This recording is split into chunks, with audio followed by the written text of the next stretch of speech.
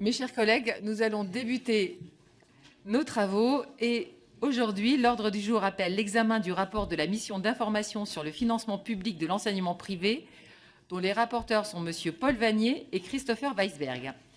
Les deux rapporteurs ont entendu les représentants de près de 60 organismes lors de 43 auditions et établi un rapport qui vous a été adressé. Sur les quelques 55 recommandations formulées, 27 ont fait l'objet d'un consensus entre les rapporteurs et je constate qu'un rapporteur Renaissance et un rapporteur LFI ont su faire près de la moitié du chemin ensemble. Restent donc 28 recommandations formulées à titre individuel par l'un ou l'autre rapporteur, et ils nous expliqueront pourquoi, qui témoignent d'appréciations différentes sur certains sujets, constat qui ne devrait toutefois pas susciter un étonnement excessif. Et donc, avant de leur laisser la parole, je voudrais leur adresser la question suivante. Comment, de manière très concrète, pensez-vous que le contrôle des établissements privés sous contrat pourrait être renforcé afin de garantir le bon usage des moyens publics qui leur sont alloués et de s'assurer qu'ils contribuent au service public de l'éducation conformément aux règles? Et donc, je vais vous laisser la parole maintenant pour une vingtaine de minutes au total. Donc, je dis bien au total, pas chacun, pour la présentation des principales conclusions de vos travaux. Et je crois que c'est M. Vannier qui commence. C'est cela? M. Vannier, vous avez la parole. Merci, Madame la Présidente. Permettez-moi de commencer par remercier très chaleureusement, en mon nom et en celui de Christopher Weisberg, Madame Noémie Augu, pour l'extraordinaire qualité de son travail, ainsi que sa collègue, Madame Lou Ansaldi, qui a depuis rejoint le Sénat, et Monsieur Amaury Prouvet. Chers collègues, à l'issue de 6 mois de travaux, de l'audition d'une 60aine d'acteurs et de 2 déplacements de terrain, je souhaite vous faire état de 4 constatations. Elles révèlent l'obsolescence et la dérive d'un système mis en place il y a plus de 65 ans. Elles appellent à une réaction rapide et forte du gouvernement. Première constatation, aucune administration publique ne chiffre exactement la dépense consacrée chaque année par l'État et les collectivités territoriales aux établissements privés sous contrat. Les données disponibles excluent certaines dépenses, comme celles induites par les niches fiscales dont bénéficient les établissements recevant des dons, et en sous-estime d'autres, en particulier du côté des dépenses des collectivités. Au final, au moins plusieurs centaines de millions d'euros échappent au calcul, 10, 11 ou 12 milliards, nul ne connaît dans ces conditions le montant précis de la dépense publique consacrée aux établissements privés chaque année. D'où vient ce défaut d'information ? De ce qu'un haut fonctionnaire auditionné nous a décrit comme une culture de l'évitement. Une culture de l'évitement qui pousse, par peur d'un procès en guerre scolaire, les acteurs à l'autocensure. Une seule chose est certaine. La dépense publique consacrée aux établissements privés monte en flèche. Les crédits du programme 139 sont passés de 7 à 9 milliards en 10 ans. Certaines collectivités battent des records. En Île-de-France, Valérie Pécresse a augmenté de plus de 450% le montant des dépenses d'investissement qu'elle consacre aux lycées privés depuis 2016. Il nous paraît dans ces conditions urgent de lever le tabou du montant total du financement public des établissements privés sous contrat en disposant, comme pour toute dépense publique, d'une mesure à l'euro près. Nous préconisons ainsi, avec Christopher Weisberg, l'élaboration d'un jaune budgétaire retraçant l'ensemble des dépenses de l'État et de faire apparaître dans les référentiels budgétaires des collectivités l'ensemble des dépenses consacrées aux établissements privés en les distinguant de celles dédiées aux établissements publics. Je considère en outre indispensable de clarifier le périmètre des dépenses autorisées par la loi. Certaines d'entre elles, aujourd'hui possibles sans être obligatoires, conduisent à financer sur fonds publics des patrimoines privés. Je préconise ainsi d'interdire les subventions à l'investissement autorisées par les lois Fallou et Astier. Seconde constatation, le système est hors de contrôle. Le contrôle financier, c'est-à-dire l'audit des établissements prévu par l'article R442-17 du Code de l'éducation, seul capable de vérifier le bon usage des fonds publics en les traçant, est quasi inexistant. Il faudrait 1500 ans au rythme actuel pour l'assurer dans l'ensemble des établissements privés sous contrat. Pour remédier à ces graves manquements, nous proposons de renforcer les moyens des directions départementales des finances publiques qui sont chargées du contrôle et de prévoir la transmission annuelle par les recteurs d'une liste priorisée d'établissements à auditer. Ces mesures paraissent d'autant plus urgentes qu'en l'absence de contrôle, de nombreuses fraudes et des détournements de fonds publics sont possibles. Au moins 4 mécanismes de détournement de fonds publics nous ont été décrits. Parmi eux, la fausse déclaration d'heures d'enseignement payées sur fonds publics ou le détournement du forfait communal pour financer des dépenses interdites. Si nous n'avons pas pu mesurer l'importance de ces fraudes, nous constatons qu'en l'absence de contrôle, le fonctionnement actuel les rend systémiquement possibles. Autre faille, le contrat d'association. Alors qu'il constitue la base réglementaire nécessaire au versement des fonds publics, la Cour des comptes estime que le contrat a tout bonnement disparu, il n'est matériellement plus disponible dans 21% des établissements privés. Pourtant, l'argent public continue de tomber chaque année dans leurs caisses. Dès lors, le contrat d'association s'apparente à un document d'habillage dont les termes peuvent être piétinés sans risque de perdre le financement public qui lui est associé. À ce titre, l'exemple du collège Stanislas est particulièrement éclairant. Alors qu'un rapport de l'inspection générale a révélé que l'établissement ne respectait aucune des 3 obligations contractuelles prévues par la loi Debré, la pérennité de son contrat et donc du versement des fonds publics n'a jamais été remise en cause. Alors qu'il existe 7500 établissements sous contrat en France, seul un cas de rupture nous a été décrit à l'issue de l'ensemble de nos auditions. Mesuré sur 65 ans, le taux de rupture s'élèverait ainsi à 0,009%. Face à ces dérives, il nous paraît nécessaire d'expliciter dans les contrats d'association les sanctions auxquelles s'exposent les établissements en cas de manquement et de prévoir une graduation de plusieurs degrés pouvant conduire à la rupture du contrat. Pour rendre cette dernière effective en cas de manquement grave, je propose pour ma part d'élargir la faculté de demander au préfet la résiliation d'un contrat d'association aux groupes politiques siégeant dans les assemblées délibératives des collectivités. Troisième constatation. Un dialogue de gestion s'est institué en dehors de tout cadre légal. Chaque année, les représentants des réseaux d'établissements catholiques, laïcs, juifs, de langue régionale, protestants et musulmans participent avec la direction des affaires financières du ministère de l'Éducation nationale à un dialogue de gestion qui préside à l'allocation des moyens. Ce dialogue État-réseau n'est non seulement pas conforme à la loi, mais il contrevient directement aux termes de la loi Debré qui ne prévoit aucun intermédiaire entre les établissements et l'État. Il se tient par ailleurs dans la plus totale opacité. Dans ce contexte, tout indique que le réseau des établissements catholiques, représentant 96% des établissements privés sous contrat, intervient de façon importante dans le processus d'allocation des moyens publics, au point où l'on peut se demander s'il n'existe pas 2 ministères de l'éducation, celui de l'Éducation nationale, en charge de l'école publique, et le secrétariat général à l'enseignement catholique, en charge de l'école privée. Ce dialogue de gestion opaque entre l'État et les réseaux d'établissements privés conduit par ailleurs à un traitement inégal des établissements en fonction des réseaux auxquels ils se rattachent. Les petits réseaux sont ainsi soumis à des exigences auxquelles échappent les établissements rattachés au réseau catholique. Le cas particulier des établissements du réseau musulman, 1300 élèves, 11 établissements, c'est un tout petit réseau, c'est le plus petit des réseaux, laisse quant à lui entrevoir un traitement discriminatoire. Ces établissements sont les plus contrôlés du pays. Ces demandes de contractualisation sont le plus souvent non satisfaites. Quant au sort réservé au lycée Averroès de Lille, il révèle un 2 poids 2 mesures choquant lorsqu'il est comparé à celui du collège Stanislas. Alors que la gravité des griefs retenus dans une série de rapports à l'encontre des 2 établissements est comparable, le lycée Averroès, se rattachant au réseau musulman et accueillant plus de 50% d'élèves boursiers, a vu son contrat cassé, tandis que celui du collège Stanislas, établissement catholique scolarisant certains enfants de ministres, n'a jamais été mis en cause. Enfin, l'existence d'un dialogue de gestion avec le représentant direct d'un culte. Je veux rappeler que le secrétaire général de l'enseignement catholique est nommé par la Conférence des évêques de France, constitue pour moi une atteinte à l'article 2 de la loi de 1905 qui prévoit pour rappel que l'État ne reconnaît aucun culte. Dans ce contexte, je préconise que l'ensemble des parties prenantes reviennent à une application stricte de la loi Debré et que le gouvernement se conforme à la loi de 1905. Je propose de maintenir le processus de contractualisation dans le cadre d'un dialogue exclusif entre l'État et les établissements privés et de mettre un terme au dialogue de gestion entre le ministère et les représentants de réseaux d'établissements désignés par des autorités religieuses. Quatrième constatation, et c'est la dernière pour moi. Le financement public des établissements privés sous contrat nourrit un processus de ségrégation socio-scolaire à l'origine de l'explosion des écarts entre établissements publics et privés.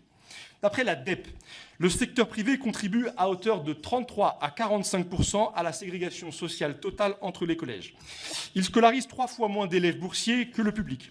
Les écarts entre public et privé sont désormais généralisés et ils se creusent, y compris dans les territoires qui échappaient jusqu'alors à pareille dynamique. L'aggravation de la ségrégation socio-scolaire porte atteinte à la cohésion sociale et au principe d'égalité. Il convient de l'affronter de manière volontariste, sous peine de voir se constituer définitivement un système à 2 vitesses. Je propose pour ma part d'introduire un malus diminuant la dotation en moyens d'enseignement et le forfait d'externat des établissements privés contribuant à la ségrégation socio-scolaire.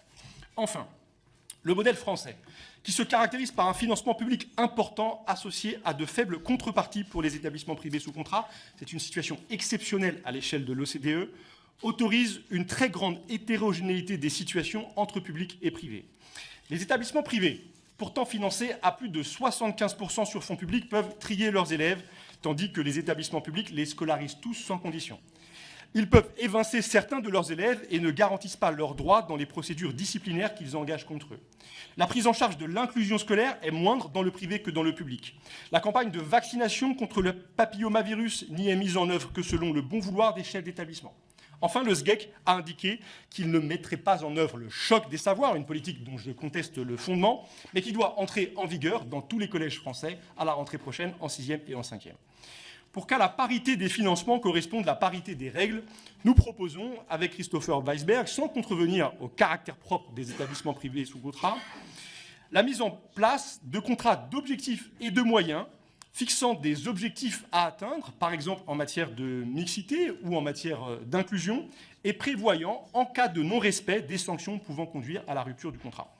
Vous l'aurez compris, il est temps, après 40 ans d'omerta, face aux dérives actuelles, de refonder le modèle de financement public des établissements privés sous contrat pour y faire prévaloir les principes de transparence, de contrôle, de justice et d'égalité. Je vous remercie. Merci, Monsieur Vannier. Monsieur Weisberg, pour la suite.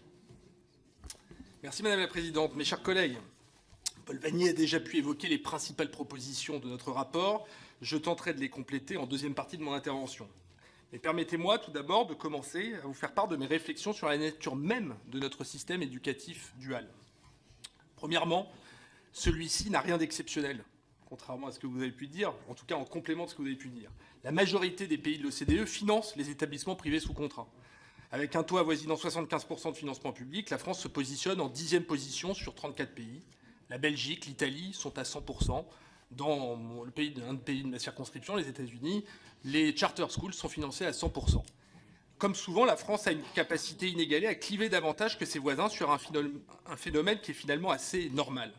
Et comme a pu le rappeler Paul Vannier, ce conflit, en tout cas c'est quelque chose qu'on a vu ensemble, ce conflit est souvent devenu un prétexte pour brider les prérogatives de l'État dans le pilotage et le contrôle des établissements privés sous contrat.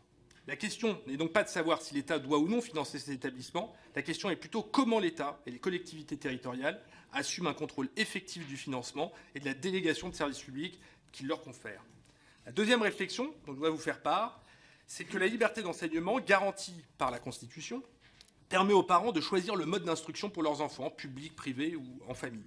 Cette liberté fondamentale n'a que très peu été remise en cause par les acteurs auditionnés. Au contraire, la plupart y sont attachés ou s'y sont résolus. Il est important de rappeler que cette liberté est celle des familles et non celle des établissements. Ce sont les parents qui doivent pouvoir choisir l'école et non l'école qui doit choisir les familles. L'enseignement privé apporte une contribution indiscutable à l'offre de formation en proposant un projet éducatif qui n'est pas forcément proposé par les établissements publics et très apprécié par les familles.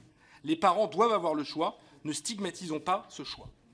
Troisième réflexion, puisqu'après je rebondirai sur vos recommandations, c'est que nos recommandations à destination du privé sont vaines si nous ne faisons pas évoluer le système public pour renforcer son excellence et son attractivité. C'est l'objectif de ce gouvernement, je le crois, qui par ses réformes souhaite répondre aux besoins des familles qui aujourd'hui choisissent le privé plutôt que le public, notamment pour bénéficier d'un meilleur système de remplacement, des absences du personnel moins fréquentes, d'un encadrement plus important des élèves ou encore de la souplesse de gestion des établissements. L'actuel adjoint au maire de Marseille nous disait justement que le service public de l'éducation de la ville s'était fortement dégradé et les parents n'avaient d'autre solution que d'inscrire leurs enfants dans le privé. Pointer uniquement du doigt le privé serait malhonnête, disait-il. En somme, le privé ne doit plus être une solution pour se dédouaner du public. Le public sera attractif et valorisé. Moins le privé en profitera, plus l'équilibre se fera. Enfin, quatrième réflexion personnelle, il n'y a pas qu'un seul type d'enseignement privé. Je n'irai pas jusqu'à dire qu'il y a autant d'établissements que les établissements à caractère propre, mais la petite école catholique de Branderion dans le Morbihan n'a évidemment rien à voir avec l'école alsacienne à Paris. Cette disparité est à la fois la force du système et sa fragilité. Pour ma part, j'ai souhaité conduire ce travail avec un principe, responsabiliser tous les acteurs qui participent au financement public de l'enseignement privé.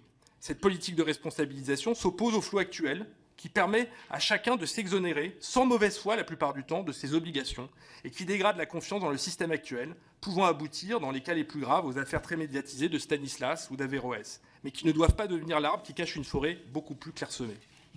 Ces réflexions préalables étant faites, je vais revenir donc sur les 4 constatations exposées par mon co-rapporteur. Premièrement, il est de la responsabilité de l'État et des collectivités territoriales de mieux évaluer, de contrôler la dépense publique destinée aux établissements privés sous contrat. Paul Vannier a rappelé nos recommandations communes pour mieux évaluer la dépense publique. Si je suis également favorable à préciser le périmètre du forfait d'externat versé par les collectivités, je souhaite, contrairement à Paul, leur laisser la liberté de verser des financements tout en leur permettant d'assurer un fléchage selon des objectifs pour lesquels elles allouent des moyens et de contrôler l'usage des fonds publics versés. Elles pourront imposer des éléments par des conventions d'objectifs et de moyens. Nous souhaitons que les établissements privés sous contrat participent davantage aux missions de service public, et ces subventions sont un moyen de le faire. Nombreuses régions ou départements conditionnent déjà l'attribution de ces financements à l'atteinte d'objectifs. Par exemple, en Normandie, les aides d'investissement sont conditionnées à la réalisation de projets en lien avec la transition écologique. Deuxième point que vous avez mentionné, cher rapporteur, c'est qu'il est de la responsabilité de l'État de renforcer son contrôle pour éviter toute dérive. Et il est de la responsabilité des établissements de se soumettre à leurs obligations. À défaut, ils seraient sanctionnés. Aujourd'hui, par manque de contrôle, certaines dérives sont possibles. Paul Vannier en a mentionné quelques-unes. Il me permettra de le compléter. Tout d'abord, certains établissements réduiraient l'heure de cours à 50 minutes. Ce n'est pas illégal si le temps dégagé est utilisé pour effectuer une activité complémentaire à l'enseignement pour lequel l'enseignant est rémunéré. Par exemple, un prof de mathématiques qui organise des groupes de besoins pour les maths. Je pense que cette souplesse est plutôt une bonne chose. Le public gagnerait à s'en inspirer. C'est illégal cependant si ce temps dégagé est utilisé pour mettre en place une option totalement différente, dans le but d'être plus attractif. Par exemple, le temps restant des maths est utilisé pour faire une option de bilinguisme ou de théâtre. C'est pourquoi nous proposons avec Paul que les établissements qui mettent en œuvre un enseignement de 50 minutes transmettent un dossier au rectorat pour justifier ses choix. En cas d'anomalie, le recteur pourra diligenter une inspection. Autre dérive, enfin, l'utilisation des crédits du pacte pour financer des missions qui n'y sont pas éligibles. On a constaté que les enseignants du privé ont largement adopté le pacte, notamment parce qu'ils assumaient déjà des missions au-delà de leur mission d'enseignement. Mais la direction des affaires financières du ministère de l'Éducation nous a indiqué être vigilante et travailler sur un plan de contrôle pour vérifier que les crédits sont bien utilisés. C'est pourquoi nous proposons plusieurs dispositifs de contrôle, rappelés par Paul Vannier, et la mise en place d'une échelle de sanctions, aujourd'hui inexistante, pour sanctionner les manquements. En effet, je reste persuadé que la rupture du contrat doit être la dernière option envisagée. Troisième point que vous avez évoqué, cher Paul, nous souhaitons mettre un terme au dialogue vous souhaitez mettre un terme au dialogue entre l'État et les réseaux. Je souhaite au contraire, pour ma part, formaliser leur rôle de coordination avec l'État. Je ne crois pas que ce dialogue soit contraire aux règles qui régissent notre laïcité, mais que leur poids actuel nécessite de préciser, pourquoi pas, et d'ailleurs dans le Code de l'éducation, leur caractère représentatif. La loi pourrait d'ailleurs définir et encadrer leur rôle, notamment dans le cadre du processus d'allocation des moyens. Ces réseaux, ils ont un vrai rôle de modération. Ils font remonter notamment les attentes des établissements et les priorisent. Ce travail préparatoire, il est indispensable pour faciliter les relations entre l'État et les établissements privés. Concrètement, je ne vois pas comment 7500 établissements pourraient envoyer leur lettre de doléance pour demander une nouvelle contractualisation. Elle nuirait, je le crois, à une bonne répartition, notamment par rapport aux petits réseaux. Enfin, sur le dernier point que vous avez évoqué, les établissements privés sous contrat doivent avoir plus de contrepartie au financement afin d'être parfaitement associés au service public de l'éducation. C'est la moindre des choses. Un contrat suppose des obligations pour chaque partie contractante. Aujourd'hui, les établissements privés ont un avantage qui fausse les règles du jeu avec le public. Ils peuvent sélectionner à l'entrée et en cours de parcours scolaire pour afficher la meilleure performance scolaire possible. Pour y remédier, je propose 2 points. Le premier, c'est comme c'est le cas actuellement en Belgique, de mettre en place pour les établissements privés sous contrat, qui reçoivent plus de demandes d'inscription qu'ils ont de places, un indice composé de plusieurs critères, notamment géographiques, pédagogiques, socio-économiques, pour procéder au classement des demandes. Deuxièmement, que tout refus de réinscription d'un élève en cours de cycle soit soumis à autorisation du recteur. Nous avons vu beaucoup de familles qui se retrouvent avec leurs enfants qui sont retirés, ou qui sont un peu rejetés de leurs écoles. Certains appliquent à la carte des réformes, comme par exemple ceux qui ne prennent pas leur part dans la mise en œuvre de la politique d'inclusion des élèves en situation de handicap.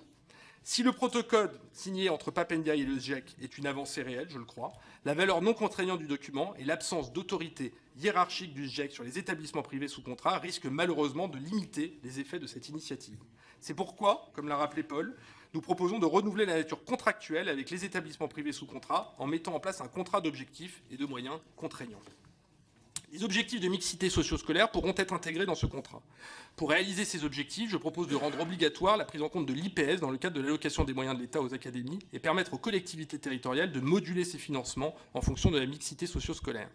Je pense qu'il est important que cette décision se fasse au niveau local. L'exemple du département de la Haute-Garonne est très intéressant. Les oppositions ont été très vives après la publication de leur premier projet consistant à moduler le forfait d'externat selon l'IPS des établissements privés et publics. Après de nombreuses consultations, ils ont réussi à mettre en place un système qui, à ce stade, a su montrer son efficacité. Il faut donner les moyens juridiques aux collectivités d'agir pour que les décisions soient prises localement. Pour conclure, mes chers collègues, je crois, comme expliqué dans la dernière partie de notre rapport, que nous sommes à un tournant pour réussir à collectivement renforcer le système prévu par la loi Debré, sans stigmatisation et sans faire table rase du cadre actuel, mais en le renforçant. Merci beaucoup. Merci, Monsieur Weisberg. Donc maintenant, nous allons passer aux orateurs de groupe pour 2 minutes et nous commençons par le groupe Renaissance. Cécile Rilhac. Merci Madame la Présidente. Messieurs les co-rapporteurs, mes chers collègues, je vous remercie pour la production de ce rapport sur le financement public de l'enseignement privé sous contrat qui, au cours des dernières semaines, a fait l'objet d'une attention médiatique soutenue suite à la révélation par Mediapart du rapport d'inspection sur le lycée parisien Stanislas qui avait mis en lumière certaines dérives. L'émoi suscité par ces révélations a entraîné une forme de résurgence de la guerre scolaire, si je puis m'exprimer ainsi, entre le public et le privé, avec en toile de fond la question du financement. Certains collectifs de syndicats ou de personnalités politiques ont ainsi exprimé le souhait que les moyens de l'enseignement privé soient reversés à l'enseignement public. Il faut bien évidemment nuancer cette vision extrêmement biaisée, voire idéologique, en rappelant que le contrat d'association entre l'enseignement privé et l'État dispose qu'en échange de ces financements publics, les établissements privés doivent s'engager à participer au service public d'éducation en dispensant les enseignements selon les règles et programmes de l'éducation nationale. Il est évident que ce contrat doit faire l'objet de certains contrôles. En effet, une poignée d'établissements privés semble s'absoudre de certaines règles. Quelles sont vos recommandations sur ce sujet précis du non-respect du contrat moral entre l'éducation nationale et ses établissements ? Je souhaiterais également revenir sur le sujet de la mixité sociale et scolaire. L'un des arguments régulièrement avancés pour demander le fléchage des financements du secteur privé vers le secteur public consiste à affirmer que l'enseignement privé pratique systématiquement le tri social. Je veux rappeler que notre ancien ministre de l'Éducation nationale, Pap Ndiaye, avait porté un plan pour la mixité sociale et scolaire dans lequel il avait prévu de mettre à contribution le secteur privé. Plusieurs de ces établissements s'étaient positionnés favorablement quant à ce plan. À la lumière de ces éléments et des recommandations de votre rapport, il me semble qu'il faille plutôt accompagner les établissements privés vers le renforcement des mixités avec la mise en place de dispositifs incitatifs. Aussi, messieurs les co-rapporteurs, pouvez-vous nous détailler vos propositions pour accompagner le secteur privé vers le renforcement de la mixité sociale et scolaire ? Je vous remercie. Merci, Madame la députée. Pour le Rassemblement national, Roger Chudeau. Merci Madame la Présidente, messieurs les co-rapporteurs, mes chers collègues. Ce rapport présente plusieurs caractéristiques. Il comporte quelques préconisations qui visent à assurer plus de transparence sur l'usage qui est fait des fonds publics, à conventionner, à contractualiser et à structurer les procédures de contrôle, ce qui est selon nous en effet de saine gestion et de bonne politique. Mais il présente également un certain nombre d'incohérences et parfois de profondes divergences entre les rapporteurs, ce qui nous laisse penser que nous sommes en face de 2 rapports différents. Ce rapport repose souvent sur les affirmations hasardeuses, non vérifiées, de nature clairement idéologique et selon lesquelles les établissements catholiques, qui sont le cœur de cible, si j'ose dire, seraient coupables de détournement de fonds, ne respecteraient pas la liberté de conscience des élèves, procéderaient à des sélections illégales et enfin, et surtout, péché capital, je cite, contribueraient à l'aggravation des inégalités scolaires en captant les meilleurs élèves. Ce rapport vise donc essentiellement à faire porter à l'enseignement catholique la responsabilité de la dégradation des indicateurs de mixité sociale de l'enseignement public. Ce rapport, dont les auteurs regrettent eux-mêmes qu'il ne soit pas celui d'une commission d'enquête, c'est dans le texte, est un rapport à charge qui prend parfois les accents d'un rapport de police, voire d'un réquisitoire, véritable brûlot totalement déplacé en l'espèce. On ne peut que s'interroger sur le sens politique d'un tel rapport. Veut-on ranimer la guerre scolaire ? Ou ne veut-on pas plutôt trouver un bouc émissaire qui permettrait d'occulter la dégradation de la situation de l'enseignement public et occulter l'archipélisation de notre société, qui sont les sources, selon d'ailleurs l'une des personnes auditionnées, les causes profondes de l'évitement scolaire et de la migration des classes moyennes vers le privé.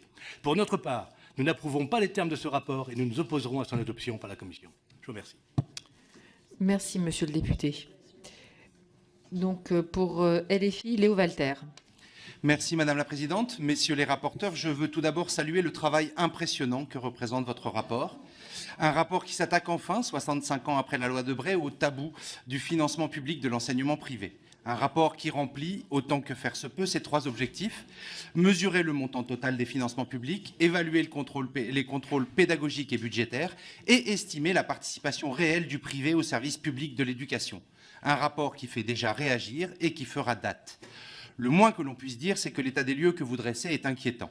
Il pointe une dépense globale difficile à évaluer et probablement sous-estimée, mais dont le montant, 10 milliards d'euros à la louche, résonne sinistrement avec les 10 milliards de coupes budgétaires annoncées par Bruno Le Maire, qui touchent tous les services publics et en particulier le service public d'éducation.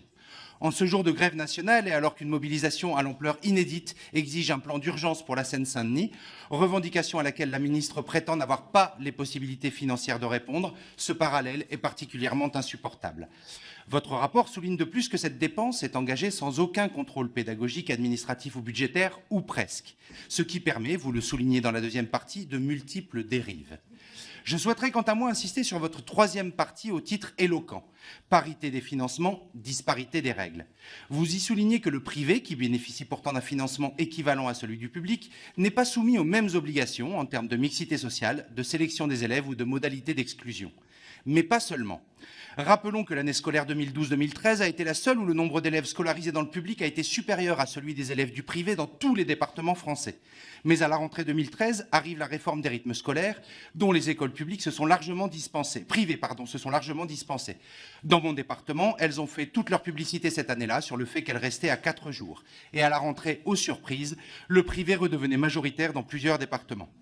Alors que le secrétaire général de l'enseignement catholique a annoncé que celui-ci envisage de ne pas mettre en place les groupes de niveau, cette dichotomie est inacceptable. Au-delà de vos 55 propositions que je partage très largement, quelles seraient vos préconisations pour mettre fin à ces contournements de la règle commune? Je vous remercie. Merci, monsieur le député. Pour les Républicains, Annie Genevard. Merci, Madame la Présidente. Ce sujet n'est pas une surprise, mes chers collègues. C'est l'obsession de la France insoumise à l'origine de cette mission, qui considère que chaque euro dépensé pour l'école privée est soustrait à l'école publique, au mépris de sa contribution au service public de l'éducation, puisqu'elle scolarise 2 millions d'élèves et pour un coût moindre que dans le public. J'ai été très choquée par ce rapport, je vous le dis, dans la forme d'abord. Les mots choisis pour évoquer la gestion des établissements privés sont extrêmement lourds de sens et trahissent le biais idéologique. Je cite « système hors de contrôle, possible caisse noire, dérive, détournement ». Sur le fond, maintenant, l'insuffisance du contrôle est pointée. Mais qui doit faire le contrôle si ce n'est l'État? C'est donc l'État qui est responsable de cette défaillance, car le contrôle est en effet nécessaire. Sur la question de la mixité sociale, mais mes chers collègues, le phénomène est essentiellement urbain, et je dirais même essentiellement parisien. Venez en province, venez dans nos territoires, et vous verrez que la mixité sociale y est parfaitement respectée, et que l'excellence peut prévaloir et dans le public et dans le privé. Votre proposition de malus et d'amende en cas d'éviction d'élèves en difficulté est proprement scandaleux. En fait, c'est bien le caractère propre de l'enseignement privé catholique qui est remis en cause. D'ailleurs, la comparaison que vous faites entre les lycées Averroès et Stanislas est éclairante, là aussi, de partialité. Vous voudriez, en somme, que le public, que le privé soit exactement comme le public. Mais c'est méconnaître ce qui motive le choix des parents de choisir l'un ou l'autre mode d'enseignement. Certaines de vos propositions, si elles étaient appliquées, vont rallumer les feux d'une guerre scolaire dont on connaît à l'avance le résultat qu'elles produiront auprès des familles auxquelles vous avez déjà dénié le droit de l'enseignement à domicile. La conclusion de votre mission est absolument terrible. Je vous cite la conclusion. Il est possible de conclure que les établissements privés contribuent à l'aggravation des inégalités scolaires en captant les meilleurs élèves sans pour autant être eux-mêmes la cause de meilleurs résultats par une pédagogie plus efficace. C'est scandaleux de mauvaise foi et de partialité. Nous voterons contre. Merci, Madame la députée. Pour les démocrates, Géraldine Bagné. Merci. Vous proposez que le financement par les collectivités publiques des écoles privées sous contrat devienne facultatif, voire impossible. Mais très concrètement, pouvez-vous me dire ce qu'il adviendrait de la seule petite école de ma commune rurale, historiquement privée, avec sa 50aine d'élèves et ses 2 classes? Elle accueille indifféremment les enfants du village avec un recrutement sociologique très varié, dont beaucoup d'enfants de classes modestes du territoire, enfants d'ouvriers et d'agriculteurs notamment. La mairie leur verse environ 30 000 € annuels, en suivant ainsi le seuil de la moyenne départementale. Le groupe démocrate a des propositions à faire qui, en revanche, n'apparaissent pas dans votre rapport. Par exemple, pour éviter la double peine que représente à la fois la baisse des effectifs dans nos petites écoles et le financement obligatoire des écoles des communes voisines, il serait bon que les collectivités soient amenées à financer non pas l'ensemble des élèves résidant sur la commune, mais uniquement les élèves scolarisés sur la commune. Une mesure qui inciterait les écoles à moins aller chercher les élèves des communes voisines via l'attrait d'options ou de services complémentaires. Un vrai soutien en petites communes, à leurs écoles, si indispensable à la vie locale et au vivre ensemble. Professeur du public, je suis à l'aise, au vu de mon parcours, pour dire, au risque de vous surprendre, qu'il existe aussi des parcours d'enfants d'en bas qui réussissent via une scolarité dans le privé. Parfois, les parents font tout simplement, et c'est le cas dans nos territoires, le choix de la proximité sans s'inquiéter aucunement du statut de l'école. Alors évidemment, nous rappelons sans aucune ambiguïté l'impératif de transparence, de mixité sociale, la nécessité pour l'enseignement privé de s'ouvrir davantage à l'accueil d'enfants au parcours semé d'embûches. Mais nier cette réalité-là, c'est aussi faire montre d'un aveuglement idéologique inquiétant. La ségrégation n'est jamais souhaitable, elle n'est tout de même pas uniquement liée au statut des écoles, mais bien davantage au choix conscient de celle-ci par les parents, et c'est là qu'il faut agir. Merci, Madame la députée. Pour le groupe Horizon, Agnès Firmin-Le Bodo. Merci, Madame la Présidente. Messieurs les rapporteurs, 17% des enfants sont scolarisés dans des établissements privés sous contrat, soit près de 2 millions d'élèves dans plus de 7 500 établissements. Vous l'avez rappelé, la loi stipule que seuls les établissements publics sont financés par l'État. La réalité, vous le savez, est tout autre. Ça a déjà été évoqué par bon nombre de mes collègues. En 2022, 13,8 milliards ont financé les établissements privés du premier et du second degré, dont 10 milliards d'argent public, le reste provenant des familles et des entreprises. Mais alors, quelles sont les motivations pour que les familles scolarisent leurs enfants dans les établissements privés sous contrat? Elles sont multiples, diverses, elles sont parfois géographiques, elles s'imposent parfois aux familles, mais ce qu'il faut respecter avant tout, c'est bien le choix des familles de pouvoir scolariser leurs enfants dans des établissements privés sous contrat. Vous faites 55 propositions, de très nombreuses propositions, une notamment qui concerne un contrat pluriannuel entre l'État, les collectivités et les établissements. Comment pensez-vous mettre en place ce contrat? Que contiendrait-il? Des indicateurs de transparence, de mixité sociale?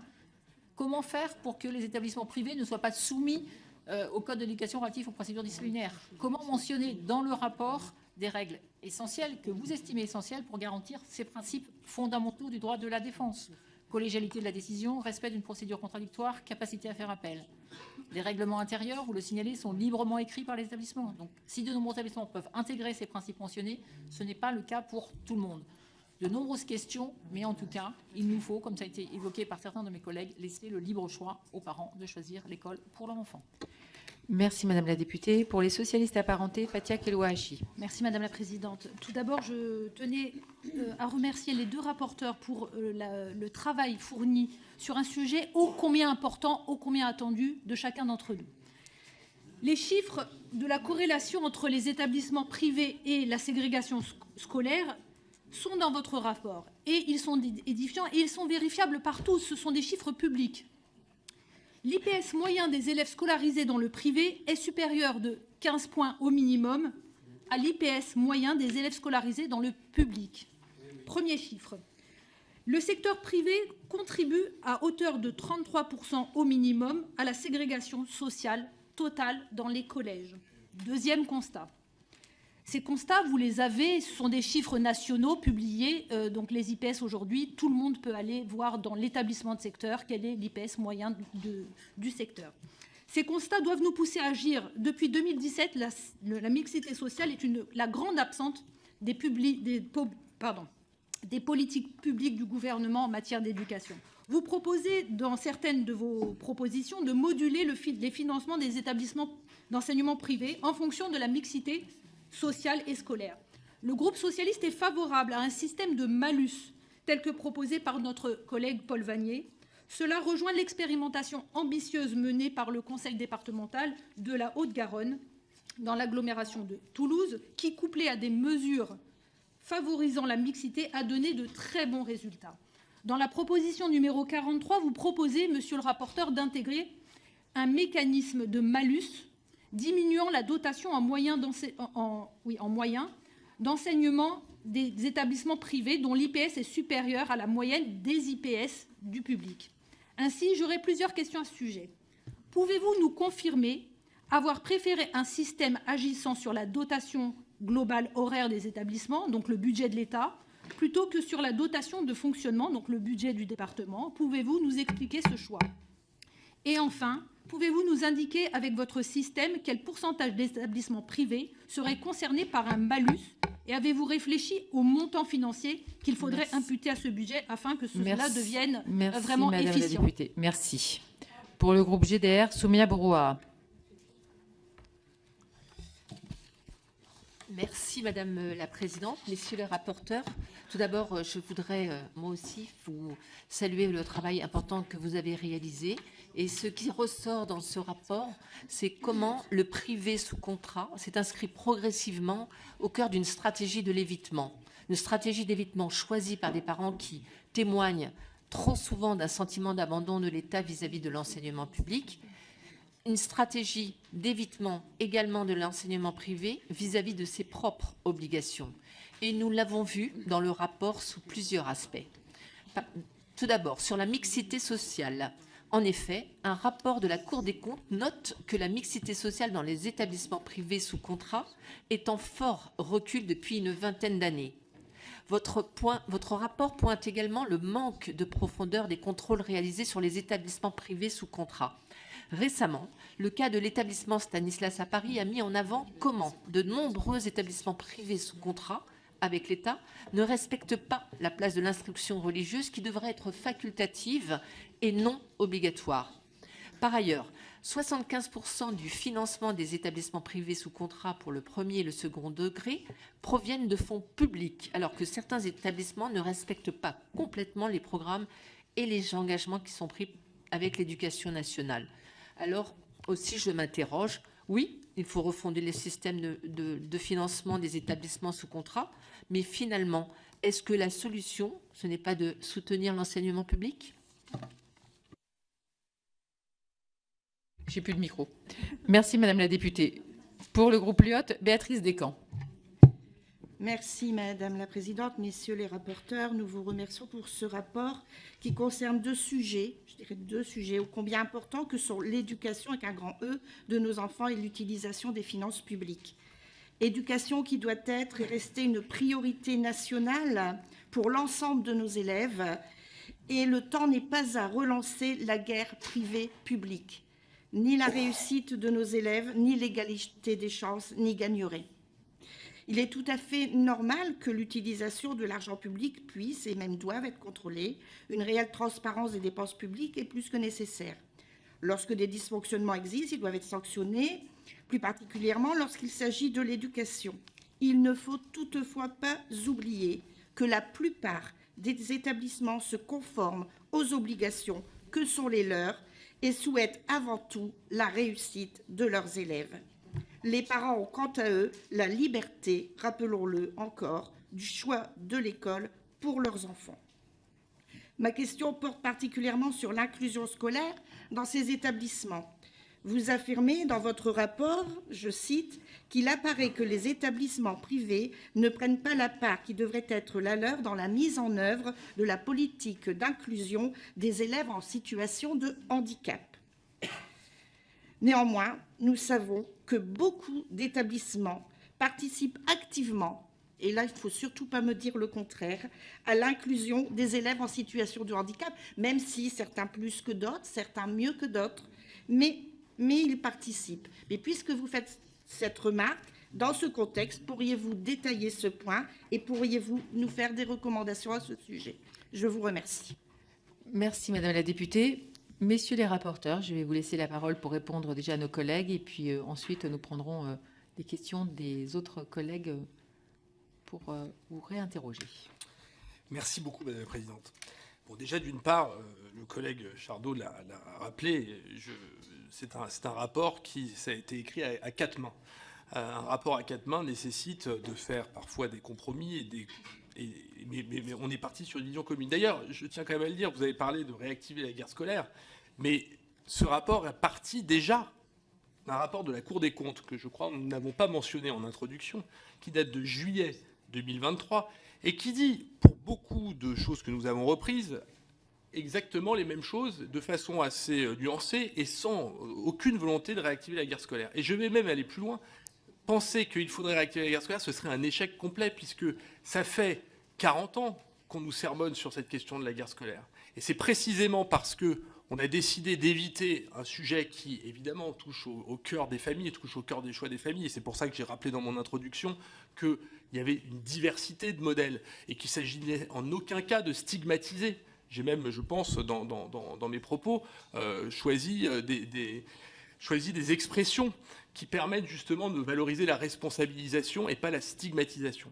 Mais je crois que ce serait une erreur que de continuer à mettre le sujet sous le tapis au nom d'une guerre scolaire, que ce projet ne cherche pas à régler, notamment parce qu'il part du principe même du cadre actuel. Il cherche à renforcer le cadre actuel. Après, il y a différentes appréciations et différentes manières d'y remédier. Mais au fond, ce rapport, dans la continuité du rapport de la Cour des comptes, il cherche à améliorer, à réformer un système qui existe depuis la loi de 58, qui a fait preuve, je pense, d'un certain nombre de pragmatisme et qui, aujourd'hui, nécessite, je pense, un peu plus de contrôle. C'est un propos un peu général, mais je pense que ça permet d'éviter ce concept que nous avons regretté à plusieurs reprises. Chère Cécile Rilhac, merci pour vos mots. Ça fait partie, justement, des points. Vous avez parlé de, je crois, la nature pratiquement morale du contrat. Mais ce n'est pas simplement moral. Ce contrat, c'est la base même du dispositif actuel. Les établissements privés sous contrat d'association.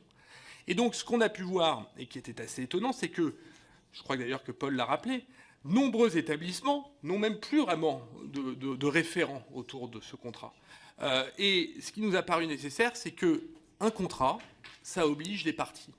Et c'est fondamental de revenir à la base de ce texte. C'est pour ça d'ailleurs que la dernière proposition du rapport, qui est une proposition commune, cherche à renforcer ce texte de 58, de la loi Debré, en précisant avec des contrats, des objectifs, des moyens, sur un certain nombre d'obligations respectives. Obligations respectives. Je ne vois pas comment on peut considérer que préciser certains financements, comme on le fait dans certaines de mes propositions et certaines propositions communes, la transparence et plus d'objectifs sur les subventions notamment, et c'est une divergence un peu entre moi et Paul. Paul veut supprimer, je crois, la loi Fallou, notamment, moi, et la loi Astier, d'autres, et la loi Carle. Sur la loi Fallou et la loi Astier, chers collègues Bagné, sachez que le sujet à l'époque avait été évoqué par François Bayrou lui-même, qui d'ailleurs, face à l'opposition qu'il avait suscitée, avait choisi de le retirer. Vous voyez, maintenant, c'est un député de la France Insoumise qui reprend cette recommandation. Mais les clivages ont peut-être changé un peu. Mais je crois, au contraire, moi, c'est mon objectif, qu'il faut renforcer le pouvoir des collectivités de conditionner, dans certaines conditions, leurs subventions à des objectifs de moyens qui sont pour moi la base d'un financement. Ce qu'on a vu, ce qui existe déjà dans la loi et qui est un manquement, c'est que parfois vous mettez dans une subvention au terme de... Je suis long, je vois que l'attention baisse un peu. Vous mettez une obligation de financer, je sais pas moi, un gymnase dans une école. Il faut évidemment que ce gymnase, le jour où aussi une école est vendue, qu'on puisse rembourser la subvention. C'est un principe de base, en fait. C'est un principe de bonne gestion. Beaucoup des recommandations que nous avons faites sont en fait des principes de bonne gestion publique. Et je crois même, monsieur le député, que vous avez évoqué le fait qu'on ne pouvait pas vraiment s'opposer à des bonnes recommandations. Il y en a une, par exemple, qui est assez claire et qui est une précision d'une doctrine dans la loi de finances publiques, dans la LOLF, c'est que c'est l'ordonnateur qui doit, en cas d'audit, réaliser un audit par rapport à des manquements. Aujourd'hui, c'est le comptable public, parce que c'est comme ça que le système a été créé. Nous proposons que le ministère de l'Éducation soit renforcé, qu'il y ait plus de contrôle au niveau du ministère de l'Éducation. C'est plutôt, je crois, là aussi, un bon principe de gestion publique. Monsieur Léo Walter, je crois, je vais peut-être vous laisser, mais merci pour vos mots. Vous avez parlé des 10 milliards d'euros. Je dirais simplement que même si vous avez mentionné plusieurs manquements, une sous-estimation, les grands blocs de dépenses, ils sont quand même connus. Les 8,2 milliards d'euros de l'État, par exemple, c'est principalement à 90% les salaires des enseignants. Les 1,8 milliard des collectivités territoriales, et on en discute plusieurs points pour montrer que c'est sous-estimé. Mais ces grands blocs, ils existent quand même. C'est pour ça que je ne pense pas qu'on puisse parler d'une opacité totale, mais bien de manquements qu'il s'agirait d'améliorer. Et par ailleurs, ça c'est ce que dit en partie les établissements privés, mais il est vrai que probablement que le privé arrive à faire avec un peu moins d'argent ce que le public ferait probablement un peu plus cher. Déjà, premièrement, parce qu'on ne choisit pas le privé pour la qualité des locaux. Il y a beaucoup d'établissements qui ont en fait des locaux qui sont de piètre qualité par rapport à ceux du public. Donc, il y a aussi un risque que ces 10 milliards, s'ils étaient assumés par l'État, directement, sans passer par le privé, ils soient beaucoup plus importants. Madame Rilhac, vous avez parlé des points... je ne reviendrai pas sur... Madame Genevard, je pense que vous avez surtout évoqué la guerre scolaire et les territoires. Je vous l'ai dit encore une fois, c'est une des principales propos de mon introduction. Il faut distinguer, encore une fois, les écoles en Bretagne ou dans votre territoire et celles qui sont à Paris. Parce que, évidemment, nous, on est allé à Rennes, on est allé voir le recteur qui nous a expliqué aussi que même si... il y a 50%, d'ailleurs c'est une de mes collègues qui m'avait dit il faut absolument que tu ailles en Bretagne, et Graziella, merci de l'avoir fait. Mais ce dont on s'est aperçu, c'est que oui, il y a beaucoup de villages en Bretagne qui, au fond, n'ont qu'un établissement privé et ils ne pratiquent aucune ségrégation scolaire. La mixité est parfaite puisqu'ils prennent absolument tous les élèves. Par contre, ce qu'on a pu voir en discutant avec eux, ça a été un objet d'étonnement de ma part, c'est que parfois, certaines écoles disparaissent dans la ruralité pour ouvrir à Rennes. Et donc, il y a quand même un phénomène, une forme de gentrification, même en Bretagne, qui est apparue, en tout cas qui a été mentionné par nos interlocuteurs. Et par contre, à Marseille, on a vu des établissements privés qui ont presque une mission sociale, qui prennent des élèves qui sont des élèves qui ont souvent même plus la possibilité d'aller dans le public et qui, au fond, ont besoin de cet encadrement très spécifique. Donc pas de stigmatisation et pas de caricature sur le sujet. En tout cas, ce n'est pas ce que je souhaite.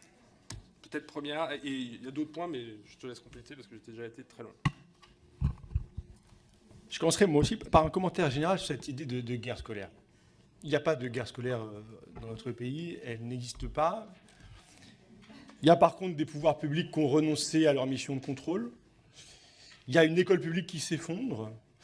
Et il y a des inégalités sociales et scolaires qui explosent entre les écoles privées et les écoles publiques. Et j'y reviendrai, Madame Genevard. Il y a des faits, il y a des études très précises qui documentent tout ça, y compris en dehors des zones métropolitaines. Par contre, il y a des acteurs politiques qui mobilisent cette expression de guerre scolaire pour créer un climat de censure, pour empêcher la discussion, pour l'interdire, pour la présenter comme voulant conduire au pire, et qui veulent au fond prolonger une sorte d'omerta politique. Elle dure depuis 40 ans dans notre pays, depuis 1984, depuis le projet de loi Savary, et pendant 40 ans, cette omerta, elle l'a interdit littéralement, tout questionnement, tout débat. Et je sens que du côté de la droite et de l'extrême droite, il y a la volonté que le silence continue à régner. Et que, alors que les défaillances sont très nombreuses, et sans chercher à les grossir, nous pouvons les observer, les constater lucidement, et que ce système a 65 ans, qu'il convient peut-être d'y jeter un petit coup d'œil pour peut-être s'interroger sur la façon dont il fonctionne, il y a la volonté chez certains de surtout ne pas aborder ces sujets. Et je veux dire que je voudrais attirer votre attention, chers collègues qui sont les partisans de la poursuite de cette omerta, que celle-ci autorise des dérives qui sont graves, des dysfonctionnements qui sont graves et qui peuvent d'ailleurs un jour mettre en péril l'équilibre actuel. Je crois que le système est plutôt déséquilibré, mais la situation actuelle. Donc je voudrais juste attirer votre attention sur le fait que vous participez au fond de conserver un système qui permet des fraudes, qui permet des dérives qui un jour seront interrogées et peut-être avec plus de vigueur que la façon dont, y compris aujourd'hui, nous le faisons devant cette commission. Pour entrer dans quelques-unes des questions, et merci, chers collègues, de l'attention que vous avez portée à notre rapport et au sujet qu'il pose. Plusieurs d'entre vous demandent au fond comment, Mme Rilhac, M. Walter, comment, au fond, pousser ces établissements à respecter ce que vous appelez leurs obligations morales, ce que vous appelez la loi. Je crois que, de ce point de vue-là, nous disposons d'un outil, le contrat. Et moi qui suis un député de la France Insoumise, j'ai redécouvert la loi Debré en faisant ce travail, et je dois dire qu'elle n'est plus appliquée, cette loi. Et j'appelle à en revenir à l'esprit. La loi Debré, elle fixe trois obligations contractuelles aux établissements privés qui accueillent des élèves. La liberté de conscience des élèves doit être garantie, les programmes de l'enseignement public doivent être dispensés, et on ne peut pas discriminer les élèves. Bien, je trouve d'abord, qu'il faut vérifier que ces obligations soient tenues. Et quand elles ne le sont pas, il doit y avoir des sanctions, y compris parce que les sanctions ont un effet incitatifs et elles peuvent conduire tous les acteurs à avoir un comportement vertueux, à en tout cas respecter la loi. Et je suis favorable, et je crois que là nous nous rejoignons, à au fond utiliser ce contrat et à travers le contrat d'objectifs et de moyens, ajouter des contreparties. Ajouter des contreparties, vous nous interrogiez, Madame la Ministre, qui sont des contreparties qui seraient discutées démocratiquement, qui seraient tranchées par les acteurs publics, par les collectivités, par nous, députés, par l'Assemblée nationale, et qui viendraient, par exemple, sur, Madame Descamps, l'inclusion.